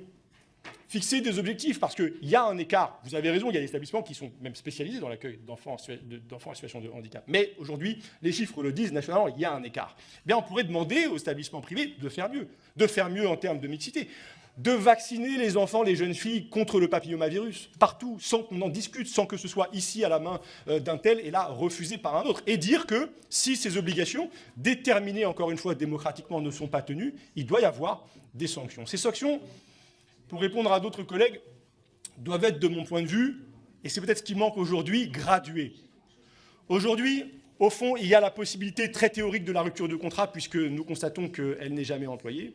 Et il y a dans le Code de l'éducation une disposition qui pourrait conduire à la suspension des paiements. Je ne veux pas être technique, mais elle est inopérante, cette disposition, parce qu'au fond, la décision repose sur le comptable public, et le comptable ne peut pas se substituer à l'ordonnateur. Il y a un article du Code là qu'il faut réécrire, et du coup, cette suspension n'est jamais engagée. Elle pourrait être un signal d'alerte qui conduirait à rectifier des situations. Mais il faut, je crois, introduire une graduation et poser la question de la fin du contrat lorsque c'est nécessaire. Monsieur Sudeau, vous avez parlé des établissements catholiques. Monsieur Sudeau, c'est un abus de langage. Je veux vous dire que dans la loi Debré, il n'existe pas d'établissement catholique. Il n'existe que des établissements à caractère propre. Car l'État, monsieur Sudeau, est laïque et vous participez au fond, à travers cette question, d'une forme de confessionnalisation du rapport à l'enseignement privé sous contrat. C'est une des dérives que nous avons souvent constatées et je crois qu'il faut au contraire remettre de la distance, reconnaître les établissements dans leur autonomie et organiser le rapport, le dialogue entre l'État et ces établissements. Monsieur Sudeau, Madame Genevard, vous vous retrouvez dans le déni d'une réalité qui est documentée par la Cour des comptes, par la DEP, par quantité de sociologues, d'historiens, oui, des chercheurs qui font des sciences sociales, M. Sudeau, et des sciences humaines, même parfois. Mais je veux vous dire que c'est la Cour des comptes qui nous dit que, de 2000 à aujourd'hui, la part des élèves issus des CSP très favorisés dans les enseignements, dans les établissements privés sous contrat, est passée, Mme Genevard, de 20 à 41%.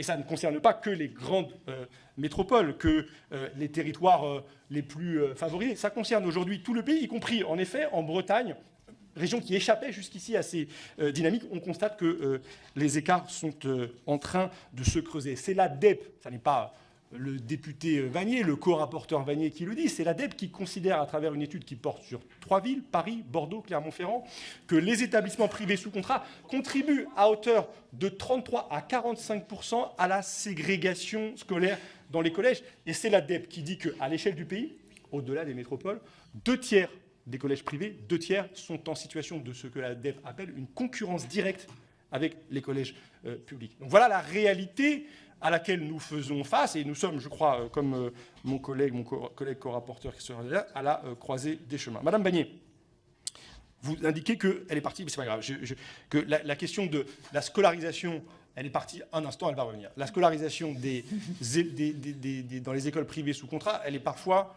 la conséquence d'une logique de proximité. C'est tout à fait vrai, mais cela doit nous alerter, nous parlementaires, si nous sommes tous, et j'y suis, attachés au principe de liberté d'enseignement, qu'il existe des déserts d'écoles publiques dans notre pays.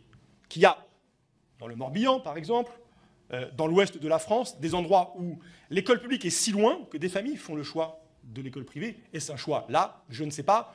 En tout cas, je suis favorable, si je suis attaché au principe de liberté d'enseignement, que ce principe prévale partout et que donc la possibilité d'aller aussi dans l'école publique soit garantie pour toutes les familles qui vivent dans notre pays. Mes collègues, Mme Kelloua Hachi et Mme Bourrois, m'ont aussi interpellé sur ma proposition de malus. Cette proposition, elle verrait les moyens de l'État et des collectivités territoriales être diminués le cas échéant, lorsque un écart à l'IPS est constaté.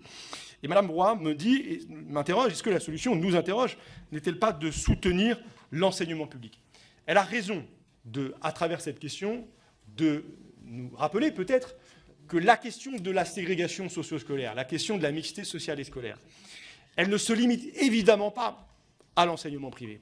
Qu'il faut regarder l'ensemble du système éducatif. Nous, notre rapport, il porte sur une partie du paysage éducatif français, donc c'est pour ça que nous y concentrons nos propositions. Mais bien sûr, la lutte contre les inégalités scolaires, elle doit passer par des réponses qui visent à modifier des mécanismes dans l'école publique autant que dans l'école privée.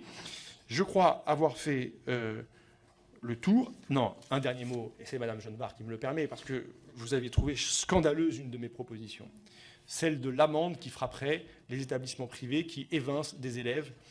Et je veux m'y arrêter parce que moi, j'y tiens beaucoup à cette proposition. Et je veux vous dire qu'à travers elle, j'adresse un message aux élèves et aux familles qui sont scolarisés dans les établissements privés sous contrat, parce que leur situation me préoccupe et leur sort me soucie. Quand on est exclu pour mauvais résultats scolaires d'un établissement, c'est très brutal, c'est injuste, c'est insupportable, c'est même illégal, et d'ailleurs ça n'est pas assumé par les établissements qui souvent maquillent ça au prétexte de problèmes disciplinaires. Et surtout pour ces établissements qui reçoivent des fonds publics, c'est la manifestation du fait qu'ils ne contribuent pas à l'effort éducatif national pour lequel ils sont pourtant financés. Et c'est une dérive que je considère inacceptable. Le droit à poursuivre sa scolarité dans un établissement est garanti par la loi. Elle est ici, cette garantie, elle est empêchée par ce type de comportement. Et donc, je pense qu'il faut sanctionner. Il faut sanctionner ces dérives, Mme Genevard, parce que les laisser perdurer, comme vous semblez vouloir l'encourager, eh bien, la preuve, Mme Genevard, elle est donnée par le ministère de l'Éducation nationale qui mesure le taux de perte chaque année d'un niveau à un autre et d'un cycle à un autre. Et vous pouvez consulter, Mme Genevard, cette information, elle est disponible, elle est produite par le ministère de l'Éducation nationale, elle est absolument fiable. Et elle n'a pas ailleurs, ce n'est pas une interprétation, c'est un fait, c'est une donnée de l'Éducation nationale. Et par ailleurs, cela nous a été confirmé dans un très grand nombre d'auditions. Nous avons notamment auditionné beaucoup de cabinets d'avocats qui accompagnent des familles. Et ces auditions ont été très intéressantes parce que, et je finis là-dessus, elles montrent que le droit des enfants n'est pas le même dans les établissements privés sous contrat que dans les établissements publics. Parce que certains articles du Code de l'éducation, et c'est vous, Madame la Ministre, qui nous interrogez là-dessus, n'y sont pas appliqués. Et nous préconisons ensemble que ces articles qui permettent notamment, qui garantissent le droit des enfants en matière de procédures disciplinaires, qui prévalent dans les établissements publics, qu'ils soient élargis aux établissements privés, parce qu'il n'y a aucune raison pour que les enfants des établissements privés sous contrat, Mme Genevard, n'aient pas les mêmes droits que ceux des écoles publiques. Merci, monsieur le rapporteur. Donc maintenant, nous allons passer aux questions des orateurs pour 1 minute. Céline Calvez. Merci Madame la Présidente. Messieurs les co-rapporteurs, vous invitez à plus de transparence sur le niveau de financement public et plus de contrôle sur les missions accomplies, car effectivement la confiance n'empêche pas le contrôle, d'autant plus, et ça a été souligné jusqu'ici, que les réalités de complémentarité ou de concurrence entre l'école privée et l'école publique peut être bien différentes. Je suis une enfant de Bretagne, je suis aujourd'hui députée de Levallois et Clichy, et je peux vous dire que c'est vraiment différent d'un territoire à l'autre. Alors ma question sera simple, c'est comment améliorer la prise en compte du territoire. Ne faut-il pas, comme un décret de 2015 nous y invitait, pouvoir faire une appréciation de chaque territoire, notamment une commission qui réunirait le DAZEN avec le président du conseil départemental pour apprécier plus largement la mixité socio et scolaire entre les établissements publics, les établissements privés, les établissements publics entre eux aussi. Je pense que c'est un préalable à toute modularité dans l'appréciation des contrats entre le public et le privé. Merci. Merci Madame la députée. Sarah Legrain. Merci Madame la Présidente. Merci messieurs les rapporteurs pour la rigueur de ce rapport sur le financement, le contrôle de l'enseignement privé. Il est salutaire, il me semble, parce qu'il permet de sortir de la terreur et de l'omerta imposée par ceux qui brandissent ici encore le spectre de la guerre scolaire à chaque fois qu'on ose demander des comptes, tout simplement demander des comptes à l'enseignement privé, des comptes sur ses financements, des comptes sur ses comptes, des comptes sur le respect de ses obligations. Et il tombe à pic, il me semble, ce rapport à l'heure où les parents et les professeurs battent le pavé pour dénoncer l'essoufflement de l'école publique et refuser la logique de tri que le gouvernement compte y appliquer au risque de laisser au bord du chemin les élèves les plus défavorisés et les plus fragiles. Alors justement, c'est sur cette logique de tri que j'aimerais revenir. Vous en avez mentionné en fait deux, la question de la ségrégation scolaire, la ségrégation sociale, pardon, dont on nous dit qu'elle n'est pas appliquée, donc je ne vois pas en quoi ce serait un problème qu'elle est appliquée, donc qu'il y a une mixité, donc je ne vois pas pourquoi c'est un problème pour nos collègues LR qu'il y ait une obligation de mixité si elle est déjà appliquée. Mais je voulais revenir aussi sur la question du tri par niveau, vous l'avez un petit peu abordé, et qui nous semble contraire au Code de l'éducation. Est-ce que vous pouvez nous dire tout ce que vous recommandez en la matière? Merci Madame la députée. Alexandre Portier. Merci Madame la Présidente. Messieurs les rapporteurs, qu'un député de la France Insoumise réclame pour l'école privée des contrôles inquisitoires dignes des années 1900 ne m'a pas surpris. En revanche, comme beaucoup, j'ai été particulièrement choqué que la majorité puisse contresigner un tel constat à charge. Tout le long de ce rapport sonne une petite musique faisant croire que le privé coûte de l'argent à la nation, ou pire, que l'école privée pique des moyens à l'école publique. C'est strictement faux et en réalité, vous l'avez avoué, c'est même tout le contraire. En pratique, le privé fait faire des économies à l'État. Si tous les enfants du privé devaient aujourd'hui aller dans le public, et je reprends vos chiffres, il faudrait immédiatement trouver 3,3 milliards d'euros de plus pour les scolariser. L'État a-t-il ses moyens? Je ne le crois pas. Sinon, on ne fermerait pas des classes à tour de bras et on arriverait à payer correctement nos enseignants. Ma question est donc simple. Pourquoi votre rapport s'acharne-t-il à stigmatiser le privé et à le montrer du doigt, alors que sa diversité est au contraire une force pour notre système scolaire et pour tous nos territoires? Merci Monsieur le député. Graziella Melchior.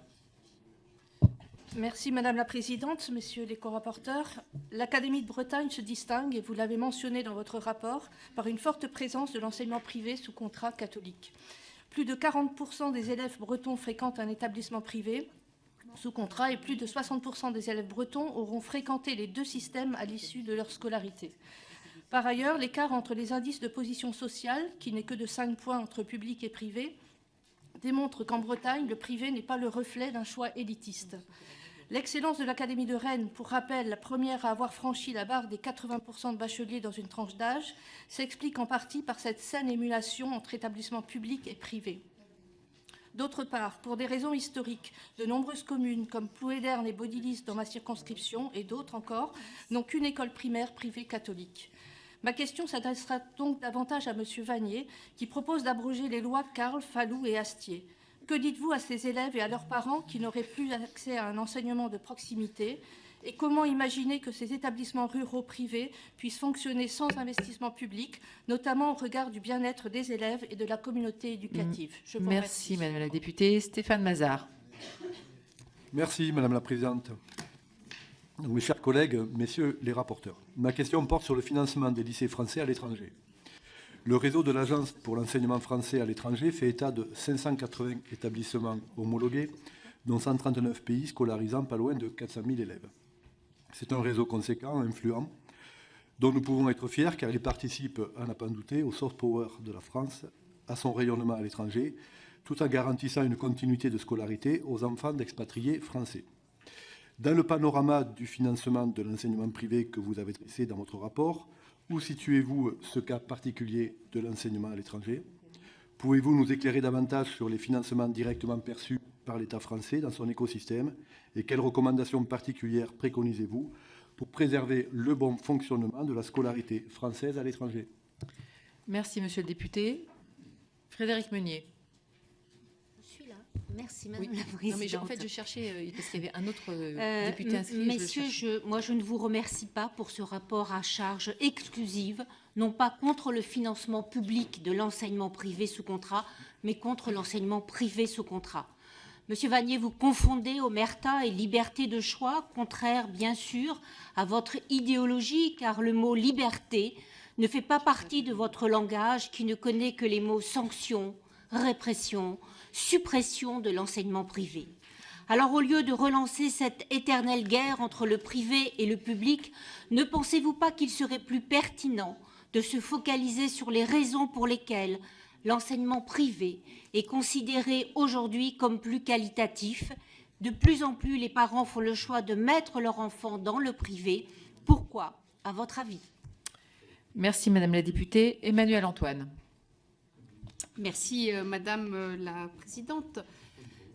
Certaines propositions que vous formulez m'apparaissent excessives et donnent au rapport une coloration totalement à charge. Je vais prendre un exemple.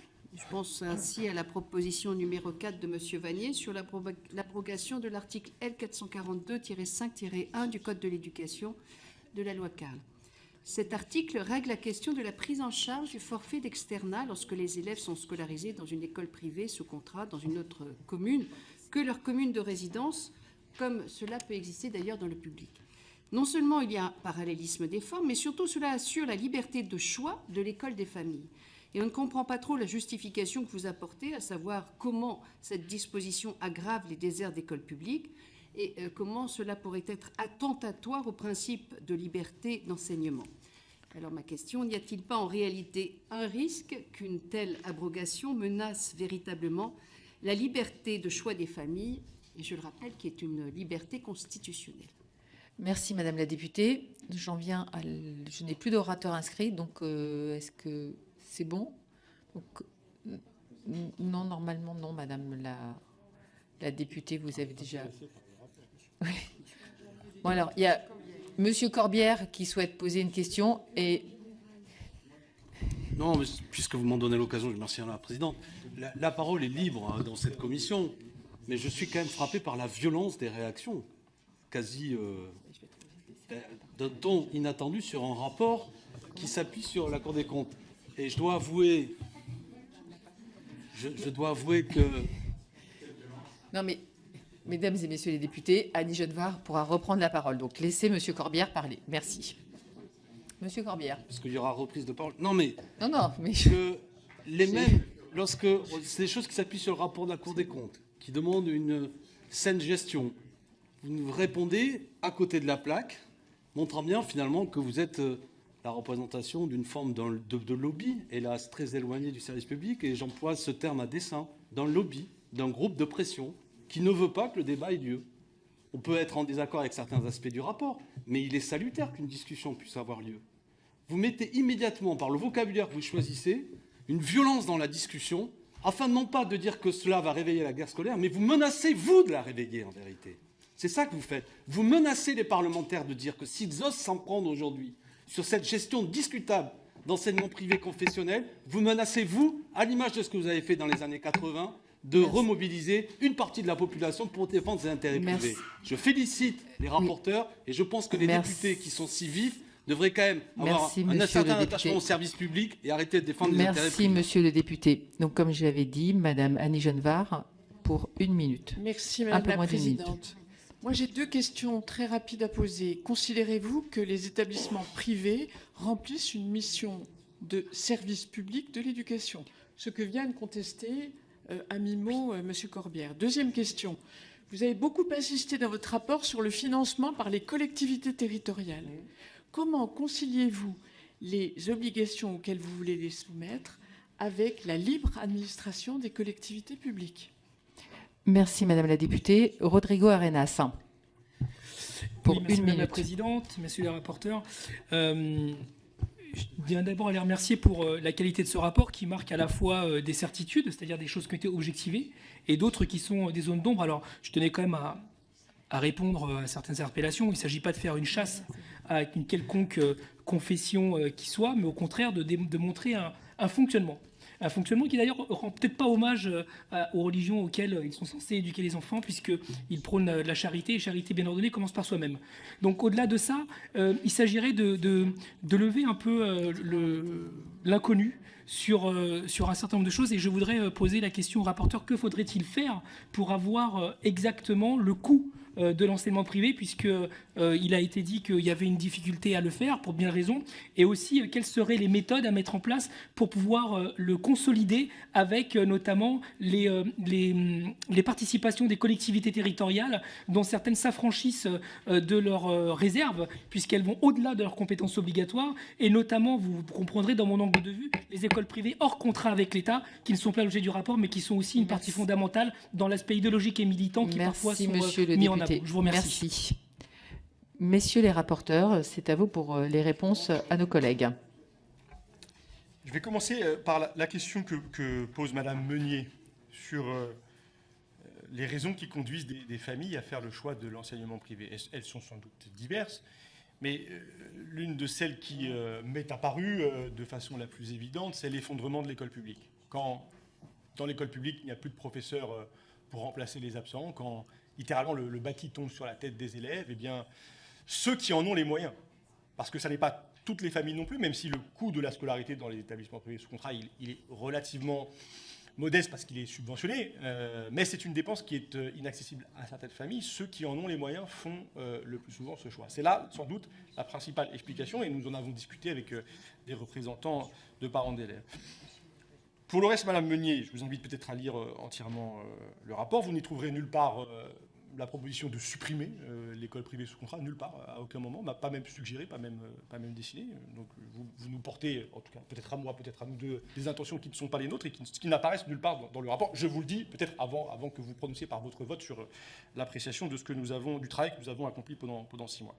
Madame Antoine et Madame Melchior, je vais vous répondre ensemble sur ces points qui sont importants pour moi, et je vous remercie de vos questions parce qu'elles me permettent de préciser mes vues quant aux lois Carle et à ce qui reste de la loi Fallou et de la loi Astier. Je vais distinguer un peu mes réponses. Pour ceux qui relèvent des héritages de la loi Fallou et de la loi Astier, qui sont 2 lois qui autorisent les subventions d'investissement des collectivités territoriales au collège et au lycée privé, je crois qu'elles s'inscrivent dans une forme de dérive parce que, de mon point de vue, elles financent du patrimoine privé. Elles financent des biens immobiliers qui peuvent être vendus à l'occasion de transactions immobilières et participer de logiques de plus-value à cette occasion. Et dans ce cas, les fonds publics, eh bien, ils vont, au fond, enrichir la caisse d'un organisme de gestion et ne reviennent pas à la collectivité. C'est pour moi, de mon point de vue, quelque chose qui nous éloigne des enjeux éducatifs. Et je propose donc de clarifier le cadre actuel parce que ce sont des possibilités qui sont ouvertes aujourd'hui aux collectivités. Toutes n'y recourent pas, toutes de la même façon. Et donc je propose d'interdire, en raison de cette subvention à la construction de patrimoine privé, ces dispositifs. Pour ce qui est de la loi Carle, ça a été une découverte pour moi, je ne sais pas pour mon co-rapporteur, mais d'abord parce que cette loi m'intéressait, de découvrir qu'elle n'était pas appliquée. En tout cas, dans beaucoup d'endroits, la loi Carle n'est pas appliquée. Alors, elle est d'abord mal faite. Elle est inopérante. Sans doute que son rédacteur avait d'autres objectifs pour elle, mais l'AMF, par exemple, nous a décrit comment elle n'était pas appliquée. Et donc, si c'est une loi qui n'est pas appliquée, c'est déjà un premier motif pour peut-être proposer de la supprimer. Mais en effet, Madame Antoine, je considère, et c'est un débat, je n'ai aucun problème, moi, avec le débat, et avec l'idée qu'il puisse se tenir et que toutes les positions, démocratiquement, puissent être exposées. Je considère que la loi Carle, elle œuvre à la désertification de l'école publique dans certains territoires, et que de ce point de vue-là, elle est de ce point de vue-là attentatoire à la liberté de choix des familles. C'est la raison pour laquelle, obsolète et attentatoire à cette liberté, je propose de l'abroger. Monsieur Rodrigo Arenas, comment avoir le coût exact de la dépense publique? Je crois de 2 façons. Et nous proposons donc l'établissement d'un jaune budgétaire qui retracerait l'ensemble des dépenses de l'État hors programme 139. Il y a dans d'autres programmes des dépenses de l'État. Et puis, du côté... et par ailleurs, pardon, il y a une dépense qui n'est jamais comptabilisée. C'est les dépenses de niche fiscale. Les OGEC, les organismes de gestion, sont des associations de loi 1901 qui peuvent recevoir des dons. Ces dons sont fiscalement déductibles. Et c'est une dépense pour le budget de l'État. Elle n'est pas mesurée. Elle n'est mesurée par personne. D'ailleurs, ça peut être l'objet de fraude, nous a dit une direction régionale des finances publiques. Mais il faudrait intégrer ce type de dépenses à la mesure de la dépense de l'État. Et du côté des collectivités, il faudrait prendre en compte ces fameuses dépenses d'investissement qui sont souvent non retenues. Par exemple, la DEP ne les intègre pas à sa mesure. Donc voilà, lutter contre les sous-estimations et intégrer la totalité des dépenses permettrait d'obtenir une dépense totale. Madame Genevard, est-ce que les établissements privés sous contrat remplissent une mission de service public? Je crois insuffisamment. Parce que lorsque, par exemple, je reviens sur ce... Moi, ça me tient à cœur, la vaccination contre le papillomavirus. Et quand nous en avons parlé avec plusieurs de nos interlocuteurs, nous avons constaté qu'elle est parfois mise en œuvre, et parfois elle ne l'est pas. Et sur des critères qui semblent varier, au fond, à l'appréciation des chefs d'établissement ou des directeurs diocésains dans un certain nombre de cas. Moi, je pense que tous les établissements qui sont financés sur fonds publics devraient prendre en charge, sans discuter, cette politique de santé publique. Et quand je constate qu'ils ne le font pas, alors je considère qu'il n'y a pas une véritable prise en charge de la mission de service public. Enfin, vous nous interrogez sur la compatibilité de certaines de nos propositions avec le principe de libre administration des collectivités. Bien, si par la loi, par exemple, certaines subventions, les subventions d'investissement pour y revenir, sont interdites, alors je crois que le périmètre d'action des collectivités serait tout à fait clarifié. Monsieur Weisberg. Merci beaucoup. Alors, beaucoup de questions, notamment ma collègue Céline Calvez, sur la nécessité de mieux décentraliser, en fait, les décisions. Alors, comme toujours, quand on vient de se faire 8 mois d'audition et qu'on se rend compte qu'on a un peu omis la question des commissions mixtes que nous n'avons pas pu auditionner, parce que je pense que ça va exactement, c'est un modèle qui est très intéressant, mais il se trouve qu'on n'a pas... on n'en avait pas eu écho, donc on le revérifiera. Mais moi, si je devais vous dire, je crois profondément dans la nécessité de renforcer justement ces dispositifs des collectivités territoriales pour qu'elles puissent préciser leur politique publique en matière d'éducation. C'est quand même fondamental, c'est-à-dire qu'on donne des compétences à différentes collectivités, qu'elles choisissent un moment de financer, au terme de la loi Fallou, par exemple, des investissements d'infrastructures, je dirais tant mieux. C'est la beauté de la politique qu'on puisse présenter devant nos concitoyens des projets d'un conseil régional de telle ou telle sensibilité et qu'une majorité de droite, disons, choisisse un établissement, d'investir dans un établissement privé, peut-être dans une autre, même si ce clivage n'est pas totalement fiable, parce que comme vous l'avez dit, en Bretagne, ça n'a rien à voir, c'est plus ancré. Mais ce que je veux dire, c'est que finalement, il est normal, selon moi, que les collectivités territoriales aient les moyens de choisir et de renforcer cette capacité justement à investir et d'y conditionner des objectifs. C'est tout à fait naturel et je pense que c'est nécessaire, d'où, je pense, dans ce rapport, pas mal de propositions qui vont dans ce sens-là. Madame Genevard, déjà, je crois tout à l'heure, où un autre collègue a parlé finalement du choix des familles. Les propositions qu'on fait par rapport notamment aux établissements qui se débarrassent de certains élèves, c'est pas quelque chose, ça n'est pas, mais encore une fois, ça n'est pas, on l'a entendu plusieurs fois. Mon collègue a parlé des statistiques. Moi, le nombre de fois où j'ai entendu mon aînée était excellente et elle a parfaitement réussi ses études dans cet établissement, et je ne révélerai pas de nom, mais mon second, il s'est fait plus ou moins éjecter parce que pour des motifs difficiles à comprendre. Nous, ce qu'on propose, c'est qu'au fond, quand un établissement le fait, et le secrétariat général de l'enseignement catholique nous l'a dit, c'est un échec systématique quand cela arrive. Et donc, on souhaite, moi, par une de mes propositions qui est d'avoir un avis du recteur, que ces droits des familles soient respectés. Je peux vous dire, pour en avoir parlé à beaucoup de parents qui sont dans le privé, qu'ils sont très favorables à cette proposition. Ah bah oui, mais c'est quand même important, c'est quand même eux dont on parle. Donc pour moi, c'est plutôt... Après, Paul a fait le choix d'une sanction qui peut se comprendre parce que au fond, il faut essayer de déceler pourquoi certains établissements ne prennent pas cette mission qui est d'accompagner un élève jusqu'au bout. Et ça devrait faire partie des critères de subvention. Moi, j'ai choisi de ne pas le faire parce que je trouvais ça, on n'a pas réussi à se raccorder. Je trouvais que la sanction était symbolique. Enfin, en tout cas, elle n'était pas assez travaillée pour que je puisse vraiment, non pas que tu n'as pas travaillé, mais je trouvais que ça ne me paraissait pas pertinent de sanctionner par une sanction spécifique. Mais le public respecte, et c'est ce qu'on demande justement, c'est une des autres propositions, c'est qu'il respecte les mêmes conditions. Il y a un conseil de discipline. Il n'y a pas de raison, si vous voulez, qu'un élève qui se fait lâcher du privé se retrouve finalement dans le public parce qu'il n'y a plus d'autre solution. Donc c'est important pour moi, c'est des principes de responsabilité. Et franchement, quand on en a parlé au secrétariat général de l'enseignement catholique, ils admettaient que c'était un échec de ne pas accompagner un élève jusqu'au bout de sa scolarité. Alors, j'ai une spéciale LFE parce que Stéphane Mazard a posé une question sur le grand absent de ce rapport, c'est les établissements français l'enseignement à l'étranger. Alors ça, vous le permettrez, c'est ma petite capsule circo, parce que quand je travaille sur ce rapport, je n'avais absolument rien pour ma circonscription, mais là, en quelques minutes, vous expliquez qu'on a un magnifique réseau à l'étranger.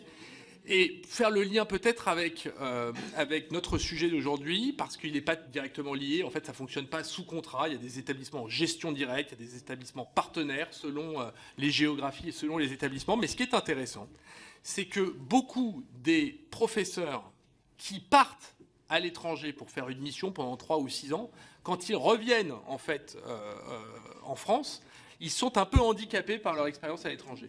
Et je crois que c'est un des points sur lesquels on pourrait travailler, notamment peut-être avec le réseau privé, c'est que, on n'a pas beaucoup parlé dans notre propos liminaire, mais une des raisons pour lesquelles les enseignants choisissent le privé, c'est pour avoir cette liberté de choix d'aller enseigner dans l'académie qu'on souhaite.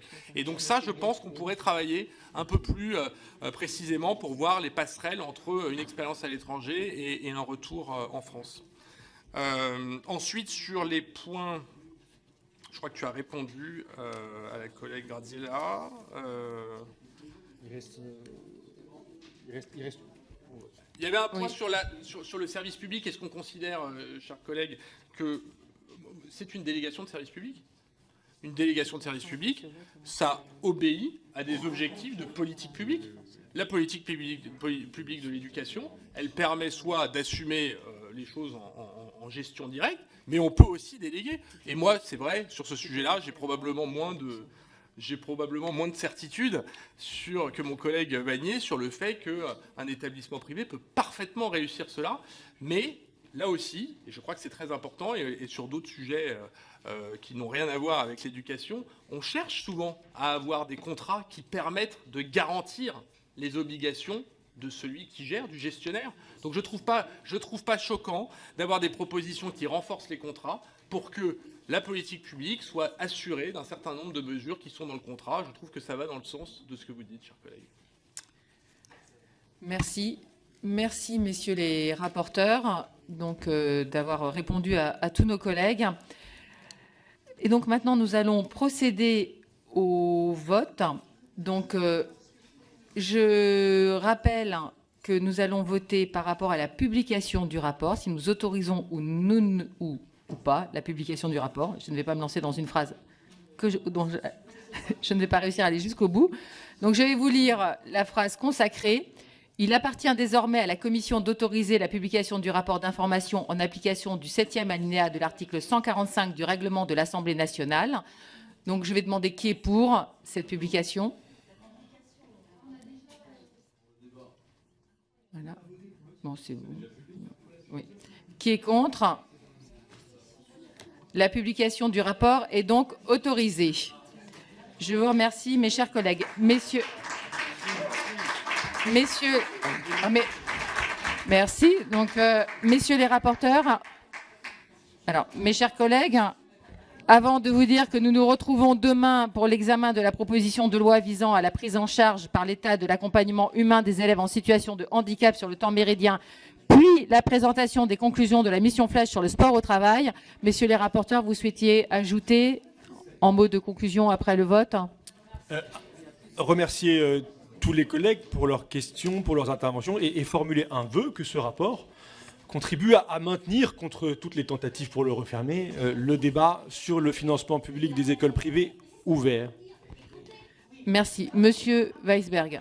Je rajouterais que nombreuses des recommandations de ce rapport ne devraient susciter aucun clivage entre nous. Ce sont des principes de bonne gestion publique et au moins sur ces principes-là, on devrait pouvoir légiférer ou travailler avec le gouvernement pour les accepter. Puis surtout, parce que mon collègue l'a dit en début d'intervention, mais moi j'ai oublié de le dire, un immense merci aux administratrices qui ont travaillé avec nous sur ce rapport parce qu'elles ont fait un travail incroyable. Et croyez-moi qu'en dernière semaine, c'était un défi puisque nous avions des propositions qui divergeaient et elle a réussi magnifiquement à nous accorder. Donc merci beaucoup. Merci, messieurs les rapporteurs. Et donc, mes chers collègues, nous nous retrouvons demain matin.